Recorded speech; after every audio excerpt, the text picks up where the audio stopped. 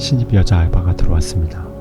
2주 정도 같이 일하고 얘기하면서 잘 지냈는데 어느 날 갑자기 15만원 정도의 돈을 빌려달라고 하는 겁니다.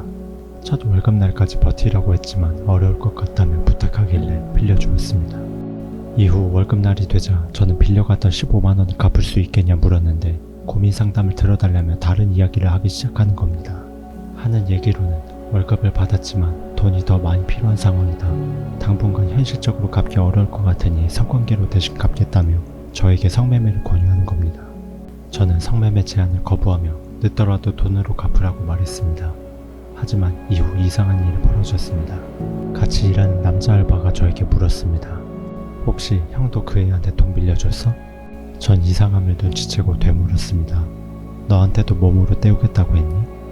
알고 보니 서로 같은 상황이었던 겁니다. 다른 직원에게도 물어본 결과 여직원과 별로인 남직원에게는 돈 꿔달라고 물어보지도 않았던 겁니다. 전 그 여자가 너무 궁금해져서 사석으로 따로 불렀습니다. 그리고 빚을 갚지 않아도 되는 조건으로 인터뷰를 시작했습니다. 알바하는 것도 돈을 빌려달라는 것도 애초부터 다른 목적이었습니다. 그녀는 돈을 벌려고 들어온 게 아니라 자신의 고객을 확보하러 들어온 것이었습니다. 알바로 이곳저곳 짧게 일하며 경제활동을 하는 남자들 중에서 괜찮은 남자에게만 성매매를 권유하는데 그 방법으로 일부러 돈을 꾸고 몸으로 갚으며 성매매 경험을 특이하는 겁니다. 그렇게 같은 방법으로 두세 번 정도 하다 보면 나중에 남자 쪽에서 먼저 하자고 연락이 온다고 합니다. 권유할 만한 남자들에게 전부 물어보고 나면 다른 알바로 옮기기를 반복.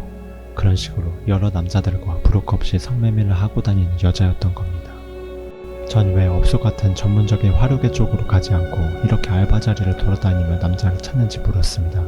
그러자 여러 가지 장점을 들며 말했습니다. 전문적인 성매매는 돈 들고 오는 손님이라면 다 받아야 한다. 못생겼든 늙었든 잘 안 서든 미친놈이든 더럽거든 예외 없이 다 받아야 하는 반면 이 방법은 사전에 자신이 직접 보고 권유하기 때문에 싫은 손님들을 거를 수가 있다. 전문적인 화류계보다 일감이 적어서 수익이 적을 수도 있겠지만 반대로 수수료가 없기 때문에 한 번에 더 많은 수익을 챙길 수 있다. 남자들은 성매매를 하려면 홍보를 보고 브로커를 통해 인증함으로써 장부 같은 곳에 기록을 남게 되지만 이런 방식은 브로커가 없기에 기록이 남질 않는다. 기록이라고 해봐야 여자 쪽에 있는 카톡이나 통화 녹음 뿐인데 애초에 첫 권유를 여자가 먼저 하기 때문에 향후 적발에 대한 문제가 없어서 더 선호하게 된다. 일반적인 성매매는 보정된 사진이나 여자의 국적을 숨기는 탓에 내상이 있을 수 있다. 하지만 자신이 이상한 놈들을 거르고 괜찮은 남자들만 골라 권유하듯 남자도 이미 자신의 실제 얼굴과 몸매를 알고 있는 상태로 성매매를 시작하기 때문에 내상이 있을 수 없다. 아무도 모르는 여자와 하는 것보다 알고 같이 일하며 유대감을 쌓았던 여자와 하는 게 심적으로 더 편하고 만족감이 높다는 평가가 대부분이다. 게다가 전문적으로 성매매를 하는 여자는 자신 이외에도 수백 명과 했을 거라는 생각에 더럽다는 인식과 더불어 성병에 대한 불안감이 있는 반면 자신은 알바하면서 알게 된 여자라는 점 때문에 그런 인식도 불안도 없다. 덕분에 한번 성관계로 트게 되면 장기적인 고객이 되기 매우 쉽다.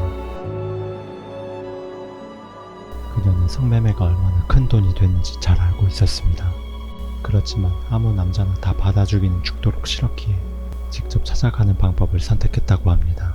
그리고 자신과 똑같은 방법으로 돈 버는 여자들이 생각보다 많다는 걸 남자들을 통해 알게 됐다고 합니다. 성매매가 어느 곳에서든 녹아있다는 걸 알게 해준 계기였습니다.